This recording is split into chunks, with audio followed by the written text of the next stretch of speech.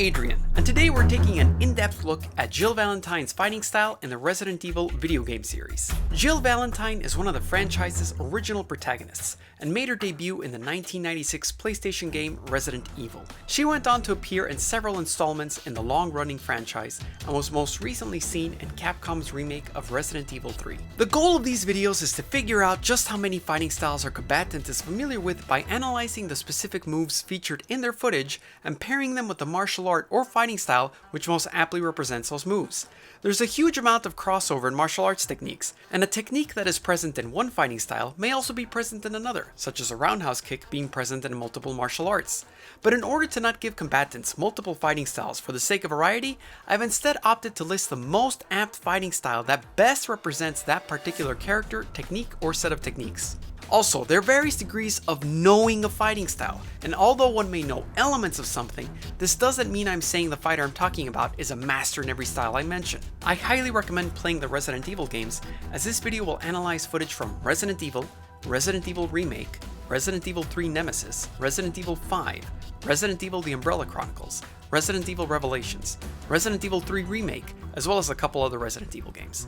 That being said, I will keep plot details to an absolute minimum, but do take this as your spoiler warning. Fighting styles that Jill Valentine may know in any other form of media, such as novels, or crossover games, such as Marvel vs. Capcom 3, do not count. This is to keep the analysis focused on Jill within the Resident Evil video game series. Without further ado, let's take a look at how many fighting styles Jill Valentine knows. Let's start by analyzing the game that truly shone a light on Jill Valentine's insane combat skills, and that is Resident Evil 5.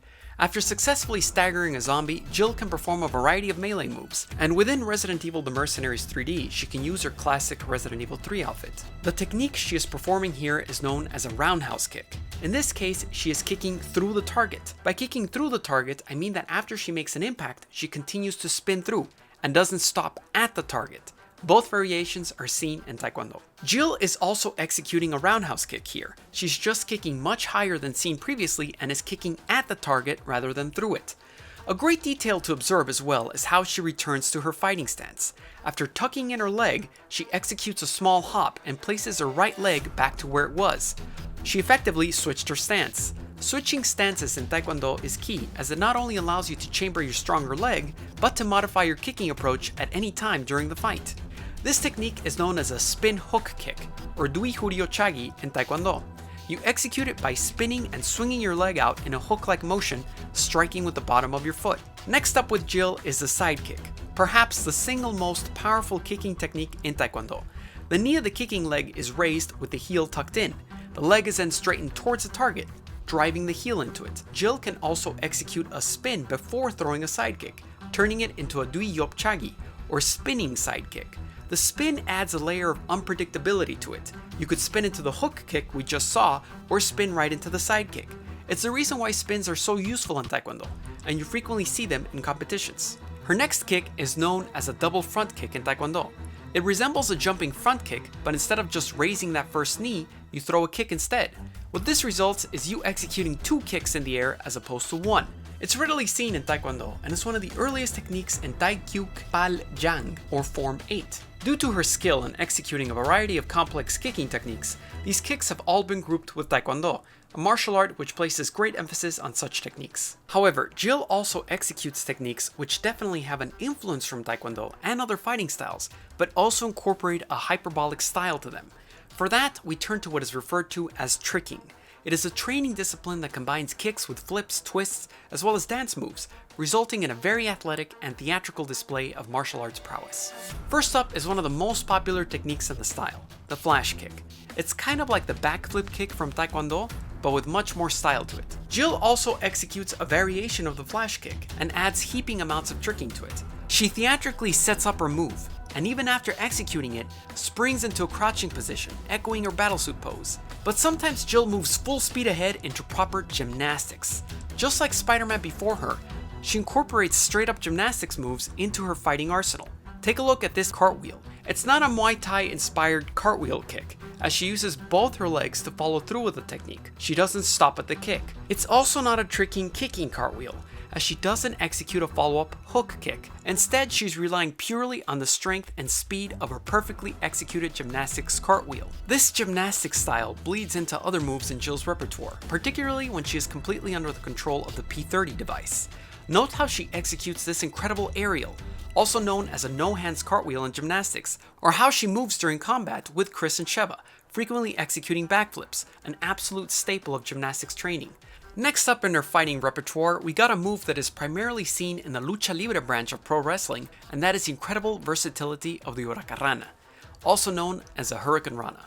For an in-depth breakdown on that technique, as well as an analysis of lucha libre, check out my PS4 Spider-Man fighting styles video, available in the description below. In Jill's case, she front flips into her opponent, once again using that gymnastics background, and then modifies the reverse huracarrana by using her knees to sit on her opponent. And since Jill isn't concerned with throwing her opponent, she simply twists her knees to yank her opponent's neck. She uses a variation of the move right here in her fight with Sheva and Chris. We see more of her lucha libre skills when she executes this tackle, known as a spear in pro wrestling, to save Chris's life. This move is known as a double knee in pro wrestling. In Jill's case, she executes the technique, and once again going into her gymnastics background, backflips right off of said opponent when the technique is done. During her epic confrontation with Chris and Sheva, her taekwondo skills are on full display as she takes a step on the wall and executes a jump spin hook kick. She then throws a front kick and quickly uses the same leg to execute a side kick to drive Chris back. Seeing her opportunity, she executes a jump spin side kick on Sheva. It's just like the spinning side kick, but you add a jump to it first. Now let's see how her fighting style was depicted in the 3DS entry that was eventually ported to other consoles, Resident Evil Revelations. Her main melee attack remains the same spin hook kick we just saw, but she does have a couple extra contextual moves. When countering this enemy, she delivers the previously seen side kick, and when countering this aquatic enemy on the surface, she also uses a side kick and manages to pack in quite a bit of force behind it. While under the water, she uses her knife, more on that later, and then uses a modified version of the sidekick to both hurt her enemy and push herself off of it. The Umbrella Chronicles is a fun retelling of key events that take place in the Resident Evil timeline, and Jill obviously makes an appearance. She has the same striking technique regardless in what part of the timeline she is. She first wisely pulls out a taser to shock her enemy, and then when he's weakened, she goes in for a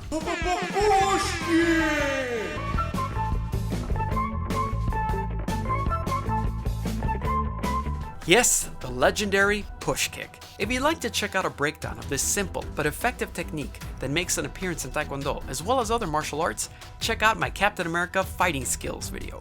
What's pretty remarkable about Resident Evil is just how long-lasting the series has been. Part of its success has to do with the evolving visual style of Resident Evil over the years. And if you'd like to learn about how important visuals are in horror games, I highly recommend Henry Garcia's informative class on understanding visuals in horror games. It goes through important elements of creating a horror atmosphere, including how your character looks, and balancing just how weird your scenario is. As if everything is weird, then it will feel normal. I really enjoyed his specific examples to his concepts, like showing the different types of enemy design within Resident Evil. Skillshare is an online learning community with thousands of inspiring classes for creators. Explore new skills, deepen existing passions, and get lost in creativity. Most classes are also under 60 minutes, with short lessons so you don't feel overwhelmed and can learn at your own pace. And if you'd like to learn about something other than horror games, Skillshare offers classes on several other topics, including illustration, martial arts, photography, video, freelancing, and more. In the film and video category alone, there are classes on editing, cinematography, and do-it-yourself filming. It's curated specifically for learning, meaning there are no ads, and they're always launching new premium classes, so you can stay focused and follow wherever your creativity takes you. If learning about martial arts or any other topic interests you, the first 1,000 of my subscribers to click the link in the description will get a 1-month free trial of Skillshare, so you can start exploring your creativity today. Going back to the first Resident Evil, we find ourselves at the Arklay Mountains.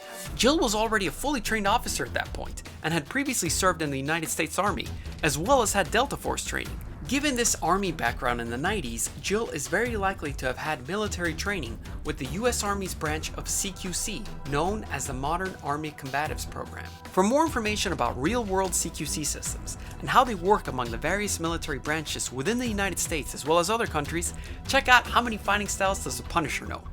But in Jill's case, the thing to take from that is that she knew how to handle herself in a fight. But even more importantly, her fighting style at this point in her career is not going to be flashy in the least bit. While Jill may not get into fisticuffs this early in the timeline, she does show elements of this military training, including the ability to use all the weapons she does in the game and its GameCube remake. In combatives training, when dealing with an assault from a non-combatant, which would be a zombie in this case, the first step is to keep the subject as far away as possible. Jill does just that as she tries to keep them at arm's length and pushes them away if they attack her. In the Resident Evil remake, she still retains her ability to use a knife and can even use it in self-defense with a zombie. Or if she's attacked from below, she won't hesitate to execute a low front kick. By the time Jill is in Resident Evil 3, she's a well-experienced operative against zombies. Although her moveset is still somewhat limited in the original PlayStation games, she still shoves zombies if they are close, and will throw a low kick given the chance. She is also able to perform what the game calls an emergency dodge. With a zombie, Jill can throw a quick shoulder tackle, also known as a shoulder block in pro wrestling. And Jill is even capable of quickly stepping off to the side or ducking out of the way as well. It's not until the Resident Evil 3 remake where we see her dodging skills truly shine. But before we get to analyzing Jill in the remake of Resident Evil 3, it's worth mentioning that Jill Valentine did appear in a couple other Resident Evil games, so let's take a look at them. While not a main protagonist in Resident Evil Revelations 2, she does appear as a playable character in the game's excellent raid mode. Her main melee attack remains the same as it was in Revelations, the spin hook kick. The double knee makes a return as well. Jill can also acquire and swing a katana if certain objectives are completed. But since every other character in raid mode can also equip and use said katana as well, this means the ability to use a sword is absorbed from this special item. It's not due to the individual skill or training with it. Jill will thus not receive any sword fighting style in her final tally. Jill makes a pretty sizable cameo in Operation Raccoon City, and is a playable character in the Heroes mode of said game with a couple techniques that fall in line with what we've seen so far. What's pretty cool is that we get to see much more of what Jill is capable of given her training. Her knife skills are shown off tenfold as she slices her enemies. She can even follow up a knife attack with a low roundhouse kick, echoing that background in modern army combatives.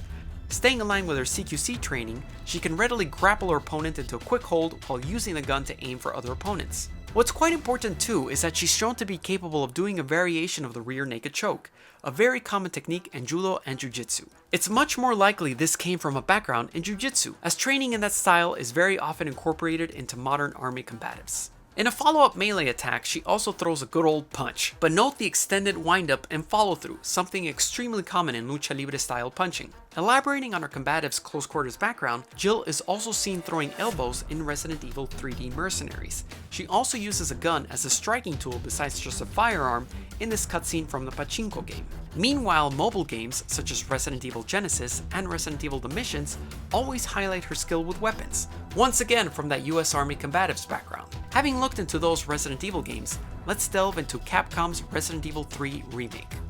Jill's most important skill to highlight is an ability that was greatly enhanced from Resident Evil 3 Nemesis, and that is Jill's ability to dodge. Jill can dodge forwards, to either side, and backwards as well. And what is going on when she's dodging? She's executing what is known as a shoulder roll, or ukemi within Jiu-Jitsu. For an in-depth breakdown of this technique, check out my fighting styles analysis of Marcus, the main character in the martial arts action epic I made with my brother, Soul Hunters. When timed perfectly, Jill can counterattack after a dodge with either a quick shot or a quick movement of the knife. Paying closer attention to her grip, note how effortlessly she switches from a forward grip to a reverse grip. She flips the knife right after her roll. She can attack in multiple directions as well and is great with footwork, knowing when to stay still or move backwards. So although she's been using knives for multiple entries within the Resident Evil franchise, and this could potentially be paired with her combatives training, the fact that she employs such advanced techniques denotes that her knife training goes beyond combatives, and places her squarely in an art dedicated to weapons-based combat, with a special emphasis on the knife, and that is Kali. Now that we have a very complete picture of Jill's fighting style, let's go back to this moment in her fight against Chris and Sheva to see how she combines several elements of her fighting style. First, she mixes it up by quickly switching into her gymnastics background by theatrically raising Chris's arm, only to brutally switch back into combatives with a quick elbow. She then throws a perfectly executed no-hands cartwheel as it's known in gymnastics. Once she wrist locks a weapon right out of Chris's hand, she goes into variation of a jiu-jitsu pinning technique that I practiced myself during jiu-jitsu training. Returning to the Resident Evil 3 remake, several of Jill's previously explored melee techniques are present in Resident Evil Resistance, including a spin hook kick as well as a quick front kick to the head. In the game, she can also execute a simple shove, an elbow strike, and a quick punch to get off the ground. In conclusion, how many fighting styles does Jill Valentine know in the Resident Evil series? They are Taekwondo, Tricking, Gymnastics, Lucha Libre, Modern Army Combatives Program, Jiu-Jitsu, and Kali, for a grand total of 7 fighting styles. This episode of Fighting Styles was sponsored by Skillshare. I'd like to thank each one of my Patreon members, as their contribution helped in the making of this video. If you'd like to contribute and appear in the credits in the future, my Patreon page is Godzilla Rex and it's in the description below. What do you think of the Resident Evil games? What other characters should I analyze next? Let me know in the comments below, subscribe for more awesome videos, and see you next time.